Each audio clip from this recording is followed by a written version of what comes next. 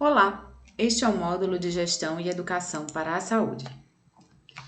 Eu sou Rogéria Gomes da Silva, bacharel em enfermagem pela Universidade Federal de Campina Grande, especialista em Gestão em Saúde pela Universidade Estadual da Paraíba, em Gestão da Clínica nas regiões de saúde pelo Instituto de Ensino Sírio-Libanês e em Docência do Ensino Superior pela Universidade Federal de Campina Grande. Sejam bem-vindos, espero que vocês gostem da nossa aula de hoje. Hoje é o nosso quinto encontro, que tem por tema Educação em Saúde e Educação na Saúde. O objetivo da aula de hoje é analisar os conceitos-chave relativos à educação em saúde e educação na saúde e suas interfaces no campo da saúde coletiva. Desde o início do módulo, deste módulo que estamos trabalhando, nós observamos diversas questões inerentes ao processo de educação e saúde, desde as abordagens educativas, desde as tradicionais até as abordagens com foco no ser humano, passando por um histórico do processo educacional, da gestão da educação e gestão do trabalho em saúde. Passamos também pelas iniciativas do Ministério da Saúde e Ministério da Educação, dos programas de educação permanente em saúde. Vimos as políticas e os programas de educação permanente em saúde e agora estamos finalizando o nosso módulo com essa temática de educação na saúde e educação em saúde. A educação em saúde e educação na saúde, conceitos e implicações para a saúde coletiva. Na prática dos serviços, nós temos, por diversas vezes, o uso de vários termos relacionados a esse processo de educação em saúde, que são educação e saúde, educação para a saúde, educação popular em saúde, educação sanitária, educação permanente e educação continuada. São utilizadas de forma indistinta pelos profissionais. Eu não tenho dúvida que você, enquanto estudante ou na sua prática profissional, já deva ter ouvido algum desses termos para ser relacionados ao processo de educação em saúde, seja ele permanente ou continuado. Não é estranho, para nenhum de nós ouvir algum desses termos, que são utilizados de forma indistinta pelos profissionais para classificar esse processo de educação. A fim de reduzir equívocos e facilitar o entendimento de tais termos entre os profissionais e estudantes da área da saúde, sugere-se adotar os termos utilizados pelo Ministério da Saúde em sua Biblioteca Virtual em Saúde, a BVS.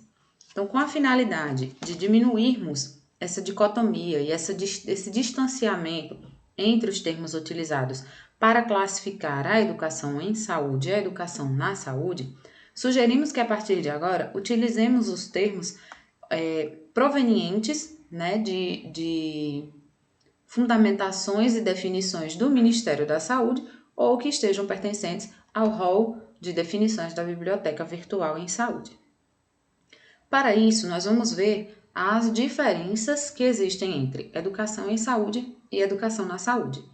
Então, iniciando aqui, pelo que vem a ser educação em saúde. O Ministério da Saúde define educação em saúde como um processo educativo de construção de conhecimentos em saúde que visa a apropriação temática pela população, conjunto de práticas do setor que contribui para aumentar a autonomia das pessoas no seu cuidado e no debate com os profissionais e os gestores, a fim de alcançar uma atenção de saúde de acordo com as suas necessidades. Então, quando nós pegamos esse trecho, processo educativo de construção de conhecimento em saúde, que visa a apropriação temática pela população, nós vimos que a educação em saúde dá-se de forma contínua e construtivista, na qual a população, os usuários do Sistema Único de Saúde, desfrutam também como agentes principais desse processo de construção, certo? E, a partir disso, avaliam as suas realidades, as suas interfaces e conseguem modificar a realidade como nós discutimos em aulas anteriores. Então, vem a ser essa prática do setor que contribui para a autonomia e para a identidade popular, né? Para uma comunidade, uma população ou um indivíduo usuário do Sistema Único de Saúde que é capaz de intervir na sua realidade de acordo com todo o processo educativo que está sendo apresentado, né, a ele. E ele como agente principal, né, como protagonista de todo esse processo. Embora a definição do Ministério da Saúde apresente elementos que pressupõem essa interação entre os três segmentos das estratégias utilizadas para o desenvolvimento desse processo, ainda existe grande distância entre a retórica e a prática. Nós, infelizmente, ainda não temos uma prática baseada na educação em saúde voltada de fato para essa autonomia e esse protagonismo popular. Infelizmente, as políticas públicas voltadas para a educação em saúde, elas são fundamentadas, né, e muito bem embasadas em sua teoria, né, em todos os seus recortes fundamentais, políticas, legislação, princípios, doutrinas, porém, na prática profissional a gente ainda consegue identificar diversas lacunas nesse processo.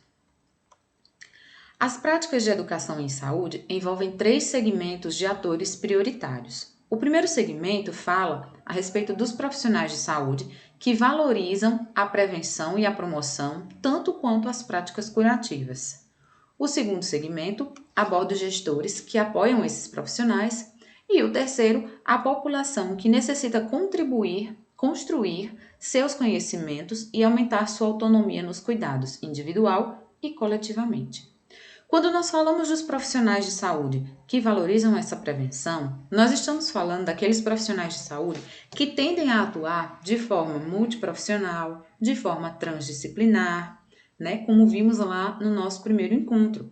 São profissionais que têm uma visão mais voltada para o enfoque humanista, são profissionais que trazem para o seu contexto de trabalho ações e atividades que colocam o agente receptor do cuidado, né, o indivíduo que busca o sistema de saúde, como principal foco e principal ator deste processo. Então, são profissionais que constroem junto com o usuário o saber e orientam a colocar em prática este saber em saúde. Os gestores que apoiam esses profissionais também têm uma visão ampla, né, e mais aberta para o que vem a ser a educação em saúde, favorecendo assim uma gestão participativa, né, pois ele abre a oportunidade dos profissionais de apresentarem propostas, né, de apresentarem queixas, descontentamentos, fragilidades nos seus processos e juntos construírem, né, essa política de ação gestora.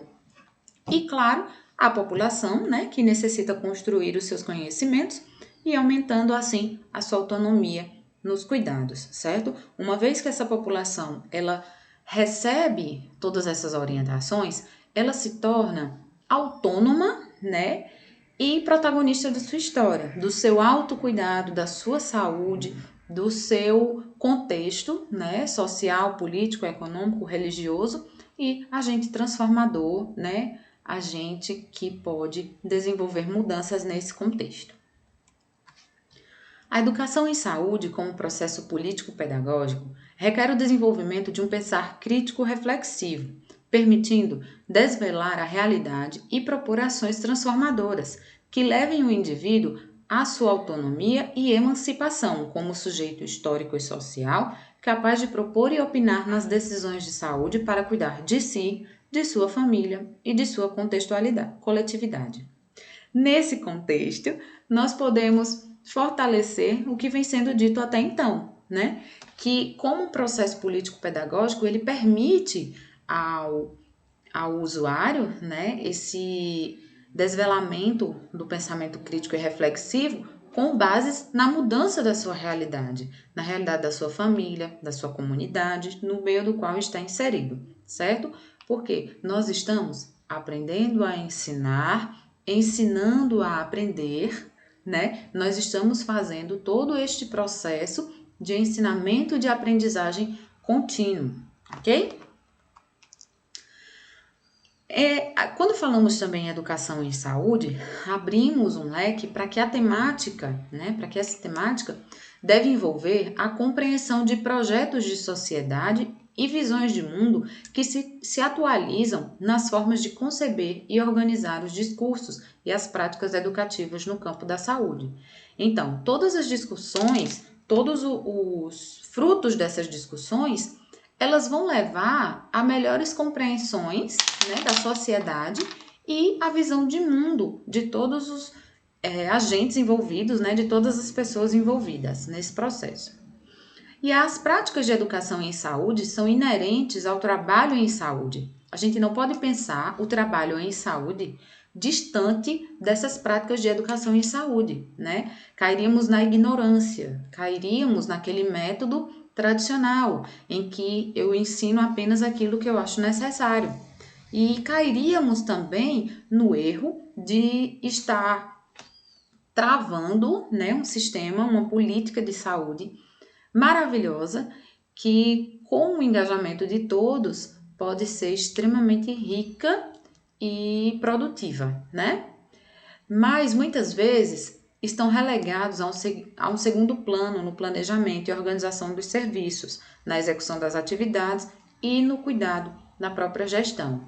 Então, esse processo de educação em saúde, ele tem que ser tido e lidado como prioridade e não como uma forma secundária, certo? Porque senão também nós incorremos no erro daquela saúde voltada apenas para a cura, né? A cura ativista.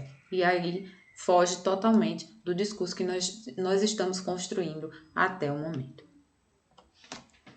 Vamos nos hidratar, né?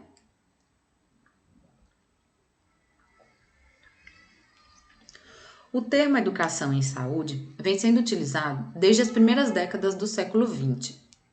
E para sua melhor compreensão, faz-se necessário o entendimento da história da saúde pública no Brasil. Aqui, mais uma vez, nós vamos nos valer, né, de um entendimento histórico para poder refletir melhor os dias atuais. A expansão da medicina preventiva para algumas regiões do país, a partir da década de 1940, com o Serviço Especial de Saúde Pública, o SESP, apresentava estratégias de educação e saúde autoritárias, tecnicistas e biologicistas, em que as classes populares eram vistas e tratadas como passivas e incapazes de iniciativas próprias. As ações do Estado se davam por meio das chamadas campanhas sanitárias. Campanhas essas em que o Estado propunha aquilo que ele achava ser necessário e não com base nas reais necessidades da população, né, dos indivíduos e das comunidades. E aí o termo, né, educação em saúde é utilizado ainda hoje como sinônimo de educação em saúde, pode ter se originado dessa prática, indicando um paralelismo entre as duas áreas, com separação explícita dos seus instrumentos de trabalho. Então associava-se, né, o termo educação e saúde, né, como sinônimos para educação em saúde, quando nós sabemos que não é assim que deve ser. E aí a educação nesse contexto, ocupando-se dos métodos pedagógicos para transformar comportamentos, e a saúde ocupando-se dos conhecimentos científicos capazes de intervir sobre as doenças. Na década de 1990, ainda era comum o uso do termo educação e saúde, e o conceito apresentava-se como uma área de saber técnico voltada para instrumentalizar o controle dos doentes pelos serviços e a prevenção de doenças pelas pessoas. Então, quando falava-se em educação e saúde, e aí, como sinônimo de educação em saúde, nós tínhamos como principal objetivo apenas instrumentalizar esse controle de doentes, né, pelos serviços e a prevenção de doenças pelas pessoas. Era meramente a visão curativista, né, biologicista. O desenvolvimento da educação sanitária iniciada nos Estados Unidos deu-se de forma associada à saúde pública, tendo sido instrumento das ações de prevenção das doenças, caracterizando-se pela transmissão de conhecimento. Então, a partir dessa iniciativa nos Estados Unidos, nós começamos a observar a educação em saúde como um instrumento, né, de ação preventiva através dessa transmissão de conhecimento. Até então, nós tínhamos ainda apenas a transmissão do conhecimento, porém, já caracterizou-se como um grande avanço. No Brasil, o termo foi e ainda é utilizado como sinônimo de educação em saúde, mantendo a conotação de práticas educativas verticalizadas, aquela em que temos um ser que sabe mais, um intermediário e um menos, e a partir disso verticalizam-se as ações, os planejamentos e todos os processos. Educação para a saúde também é outro termo usual ainda hoje nos serviços de saúde. Aqui se supõe uma concepção mais verticalizada dos métodos e práticas educativas, que remete ao que Paulo Freire chamou de educação bancária. Nós ainda vemos, né, a educação um pouco mais verticalizada. Nesse sentido, é como se os profissionais de saúde devessem ensinar uma população ignorante o que precisaria ser feito para a mudança de hábitos de vida, a fim de melhorar a saúde individual e coletiva.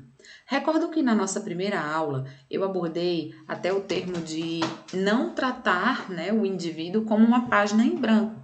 Aqui nós ainda tínhamos essa concepção de que, por essa ordem verticalizada, todo o conhecimento iria ser passado por alguém que sabe mais, que detém o conhecimento, para alguém que é ignorante no assunto, de acordo com aquilo que o ser detentor do conhecimento achasse pertinente ou necessário. Muitas práticas educativas nos serviços de saúde ainda são feitas com essa visão, apesar da participação comunitária estar presente na retórica de muitos gestores, profissionais de saúde e educadores, e preconizadas nos princípios e diretrizes do SUS.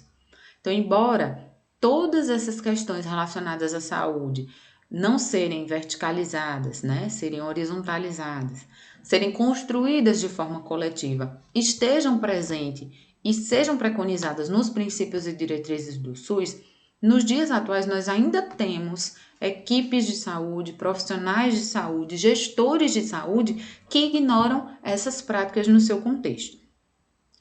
E aí é onde entram os movimentos sociais, tais como o movimento de educação popular, protagonizado pelo educador Paulo Freire, na década de 1960, que influenciaram o campo de práticas da educação em saúde, incorporando a participação e o saber popular à área, dando lugar a processos educativos mais democráticos. A partir de Paulo Freire, na década de 60, os processos educativos eles começaram a ser vistos com um olhar mais inclusivo por parte da população, né? Não se pode fazer educação em saúde sem levar em consideração a educação oriunda da população, né? Aquela que eles já trazem consigo, seja inerente a episódios de vida vividos pelos quais eles tiraram alguma espécie de conhecimento, seja por conhecimentos passados de geração por geração, através de crenças, né, de rituais, enfim, tudo isso começa a ser levado em consideração e observa-se que há sim ligação direta com questões de saúde e de doença de todas as comunidades, pessoas, né, de forma individual também. O exemplo dessa influência foi verificado no movimento de educação popular em saúde, que se formou nos últimos 40 anos por meio de reflexão, produção de conhecimento e militância em diversas organizações criadas ao longo desse tempo. E aí nós temos a Articulação Nacional de Educação Popular em Saúde, a Rede de Educação Popular em Saúde e a Articulação Nacional de Movimentos e Práticas de Educação Popular e Saúde, e a Rede de Estudos sobre Espiritualidade no Trabalho em Saúde e na Educação Popular.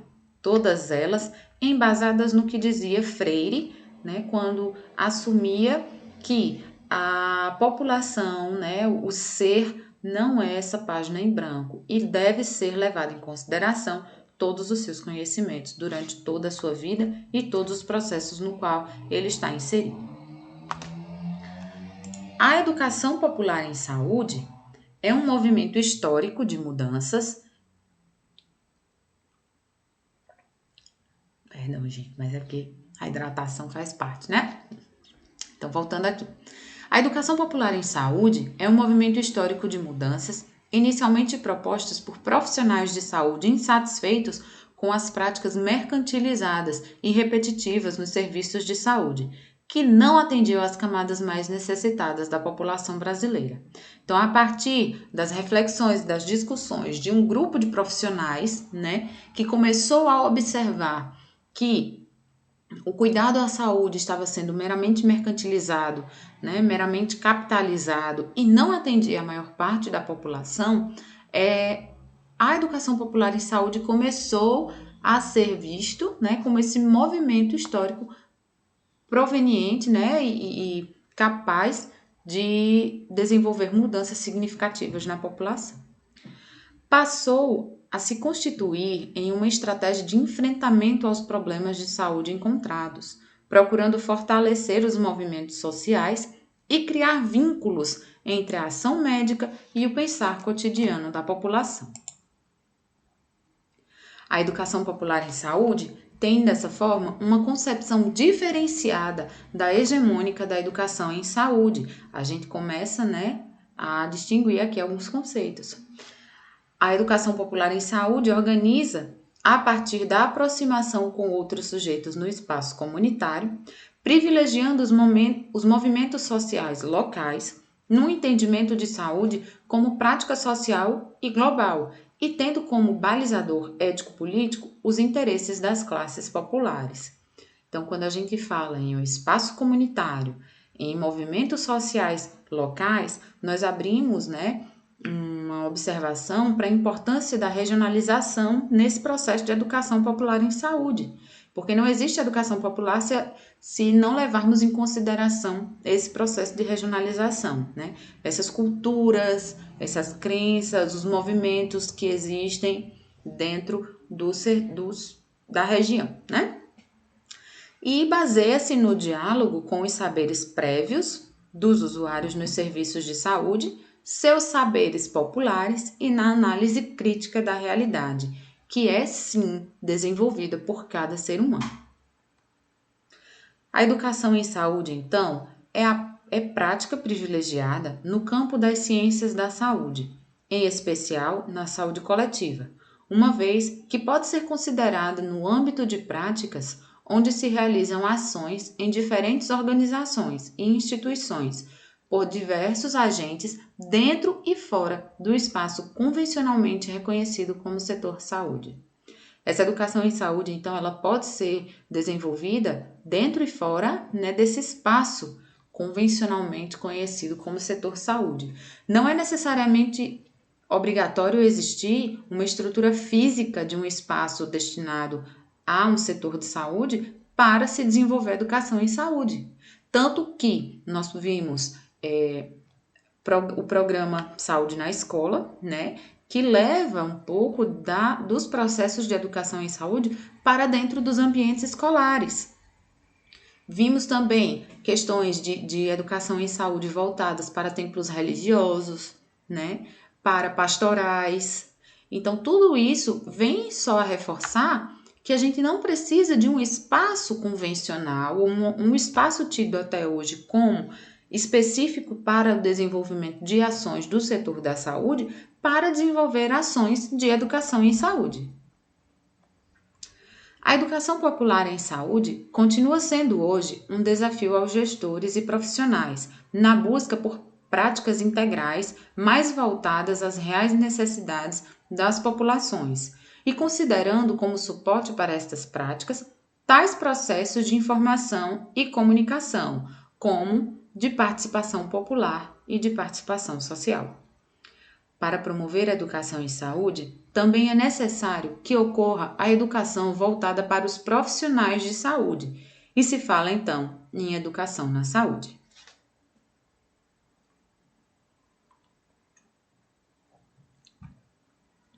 Então, pessoal, até agora nós vimos, né, sobre a educação em saúde, que é a educação baseada na participação, né, da população, da comunidade, do indivíduo. É aquela educação voltada para essa população, nesta comunidade e este indivíduo, a fim de que, conjuntamente, né, com os profissionais de saúde, eles consigam compreender a sua realidade, né, onde eu estou, para onde eu quero ir, como está a minha saúde, os condicionantes e determinantes, as situações de vigilância em saúde no meu território e serem agentes transformadores dessa realidade. Isso é educação em saúde, né? É educação voltada para essa população, tá?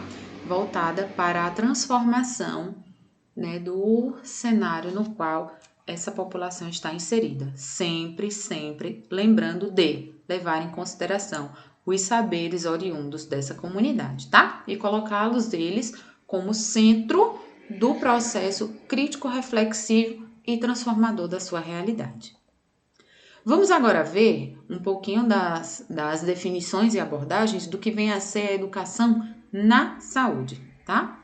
Educação na saúde, de acordo com o glossário eletrônico da Biblioteca Virtual de Saúde, consiste na produção e sistematização de conhecimentos relativos à formação e ao desenvolvimento para a atuação em saúde, envolvendo práticas de ensino, diretrizes didáticas e orientação curricular. Então, quando nós falamos em educação na saúde, nós estamos falando agora na educação voltada para os profissionais de saúde, né? Para as suas necessidades, seja para as suas lacunas, né, assistenciais, seja para as suas lacunas de conteúdos ou de temáticas, né, frente a novas áreas, frente a novos desafios, a novas doenças, ou como aperfeiçoamento para aquelas práticas que eles já possuem, né? Quando nós pegamos o cenário em que estamos vivendo, estão sendo desenvolvidos diversos cursos de aperfeiçoamento, qualificação, atualizações para os profissionais da área da saúde frente ao enfrentamento do novo coronavírus, né? Por quê? Uma doença nova que alterou o cenário mundial, que necessita de práticas novas e de serem revistas práticas antigas também, né? Porque junta-se o que se tem por base até então, acrescenta-se, né, conhecimentos novos para o desenvolvimento das práticas, certo? Para os profissionais de saúde. Isso é educação na saúde. Os cenários de atuação dos profissionais de saúde são os mais diversos e com rápido e constante desenvolvimento de novas tecnologias. Por isso, se faz necessário que todo esse processo de educação acompanhe o cenário, né? Acompanhe essas novas tecnologias que são postas a todo instante. Então, tudo isso, todo esse profissional de saúde que tem que estar acompanhando constantemente esses processos, ele consegue fazer isso através de ferramentas e de artifícios da educação na saúde. Além de exigências diárias envolvendo inteligência emocional e relações interpessoais, se faz necessário que haja algo para além da graduação, que possa tornar os profissionais sempre aptos a atuarem de maneira a garantir a integralidade do cuidado, a segurança deles próprios como trabalhadores e dos usuários e a resolubilidade do sistema.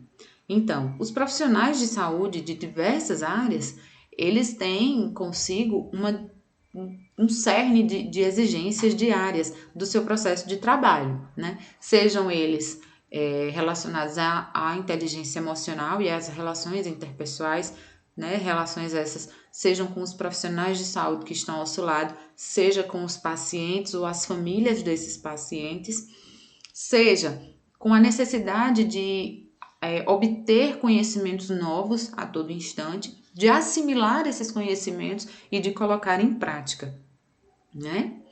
Isso para dar sempre uma melhor qualidade no serviço e maior resolubilidade das situações que lhes são postas. Nesse processo de múltiplas determinações e relações, torna-se fundamental o papel das instituições de serviço para o desenvolvimento das capacidades dos profissionais, de maneira a contribuir para essa formação. Então, as instituições de ensino, né, de serviço e ensino, devem formar aí parcerias, né, para ofertar sempre a esses profissionais a oportunidade de desenvolver essas capacidades da melhor forma possível, contribuindo para a formação destes profissionais.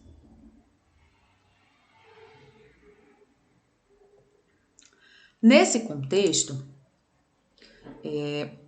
o traço original da educação deste século é a colocação do indivíduo nesse contexto social, político e ético-ideológico, né? Nós colocamos aqui, nós inserimos o indivíduo no contexto, né?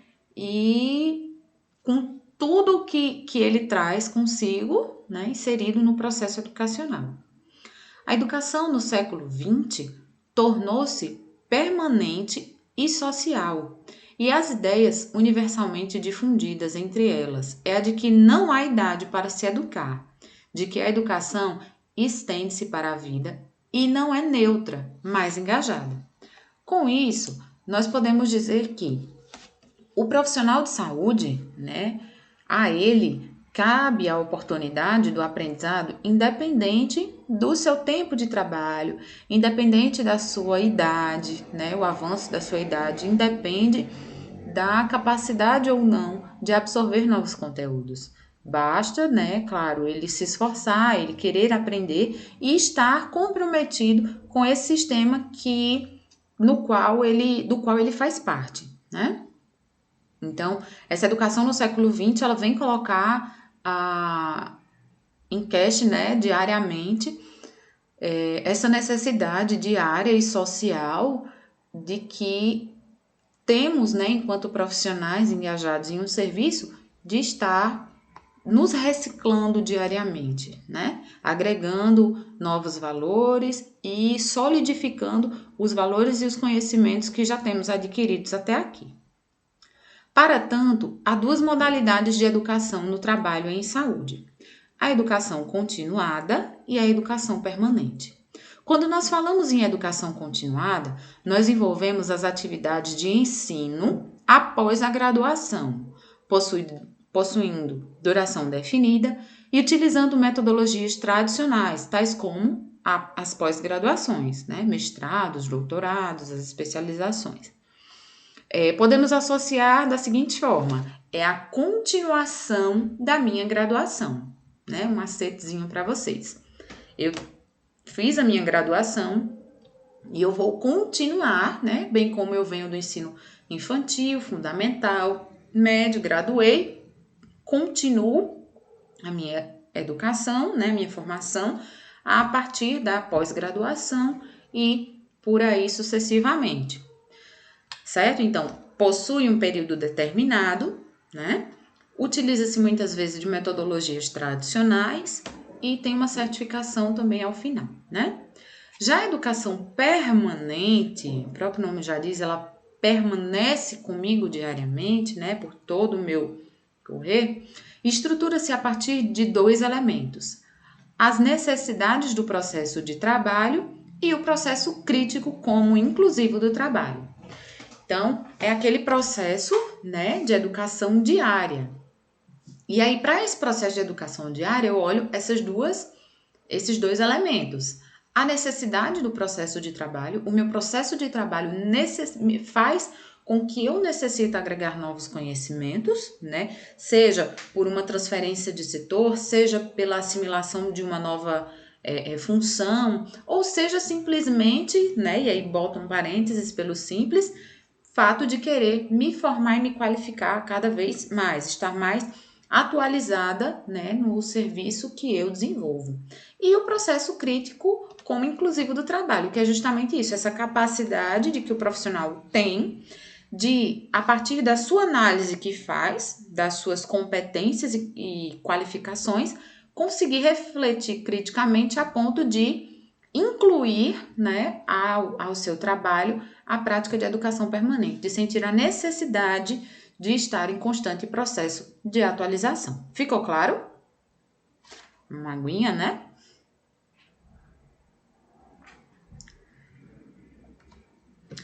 E aí, gente, pelo glossário eletrônico da BVS, educação continuada, né, aquela da graduação, pós-graduação, consiste no processo de aquisição sequencial e acumulativa. Então, a gente sequencia e acumula, né? De informações técnico-científicas pelo trabalhador, por meio de escolarização formal, de vivências, de experiências laborais e de participação no âmbito institucional ou fora dele, certo? O primeiro grande marco da educação continuada aconteceu na década de 1950, com a reunião de Elsinore, ocorrida na Dinamarca em 1959, patrocinada pela Unesco, em que se discutiam os fins e os métodos da educação de adultos e o papel da cooperação internacional na reconstrução pós-guerra, para vocês verem como é um processo, né, relativamente bastante antigo. O enfoque desse encontro era a compreensão de que todo conhecimento sofre transformações, sendo necessário aprender a capacitar-se. Então, se eu tenho um processo, né, que sofre transformação, uma vez que ele sofreu transformação, eu preciso estar atualizada, né? Então, sendo necessário esse processo de capacitar-se. O lema vigente na época era: há de ajustar-se a um mundo novo em mutação. O segundo momento histórico manifesta-se na década de 1960 e tem como princípio aceitar o adulto como passível de aprender, mas de maneira diferente da criança e do adolescente. Para cada grau, né, para cada nível da vida do ser humano, um maior grau de complexidade, né? Entende-se aqui o adulto, né, mais capacitado para agregar novos conhecimentos e conhecimentos um pouco mais complexos. Daí vem a complexidade da pós-graduação, do mestrado, né, enquanto pós também, do doutorado, que a cada nível se entra, né, se agrega um pouco mais de complexidade. O enfoque é técnico-institucional. Devido a isso, aparecem projetos multinacionais de incentivo à capacitação de mão de obra. Na década de 1970, o terceiro marco histórico caracteriza-se pelo pensamento de que o homem educa-se a partir da realidade que o cerca e, em interação com outros homens, coeduca-se. Então, a realidade que cerca o homem é capaz de educá-lo. A interação deste homem educado com outros homens oferece a ele a oportunidade de co-educar-se. É uma fase que coloca o homem consciente dentro da realidade onde vive, interagindo com o sujeito transformador.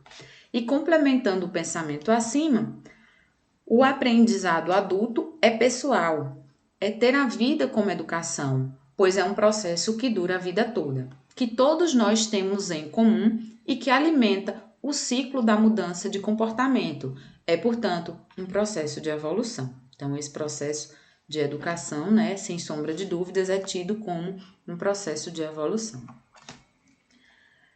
Temos também que a educação continuada caracteriza-se por alternativas educacionais mais centradas no desenvolvimento de grupos profissionais, seja por meio de cursos de caráter seriado, seja por meio de publicações específicas em determinado campo. Já a educação permanente, né, aquela que nós atribuímos diariamente de acordo com o pensamento crítico, reflexivo ou de acordo com as atividades, as atribuições profissionais, consiste em ações educativas embasadas na problematização do processo de trabalho em saúde e que tenham como objetivo a transformação das práticas profissionais e da própria organização do trabalho, tomando como referência as necessidades de saúde das pessoas e das populações, a reorganização da gestão setorial e a ampliação dos laços da formação com o exercício do controle social em saúde. Então, é sempre tendo como princípio o aperfeiçoamento, né? Seja ele da técnica, seja ele dos conceitos, seja ele, né, do que quer, do exercício da profissão. O desafio da educação permanente é estimular o desenvolvimento da consciência nos profissionais sobre o seu contexto, pela sua responsabilidade em seu processo permanente de capacitação. Assim, é necessário que os serviços de saúde revejam os métodos utilizados em educação permanente, de forma que esta seja um processo participativo para todos, e assim, para que a educação permanente não se torne a educação continuada, né? Ela tem como cenário o próprio espaço de trabalho, no qual o pensar e o fazer são os insumos fundamentais do aprender e do trabalhar. Então, a gente não pode fazer educação permanente em saúde sem levar em consideração o espaço de trabalho, né? E aí, fazendo, né, desse espaço o principal insumo, né, para o aprender e o trabalhar. Essa seria uma educação muito mais voltada para a transformação social do que para a transmissão cultural, né? Porque ela reflete e gera, né, contribuições positivas para o meu eu profissional, as minhas ações profissionais, né, para as minhas reflexões e práticas. Para a construção do SUS, é fundamental a reorientação do modelo assistencial vigente e hegemônico no país, como um fenômeno também social que empodera indivíduos e comunidade. É possível perceber, voltando o olhar para o cenário atual, que há necessidade de complementação do atual modelo de atenção assistencialista. Sem sombra de dúvidas, é fundamental fazer essa análise, né? Centrado na doença, excessivamente especializado e ainda prioritariamente hospitalar, em que as equipes, os profissionais, né, não mantêm uma discussão, né, não mantêm aquele perfil de uma equipe multidisciplinar ou transdisciplinar.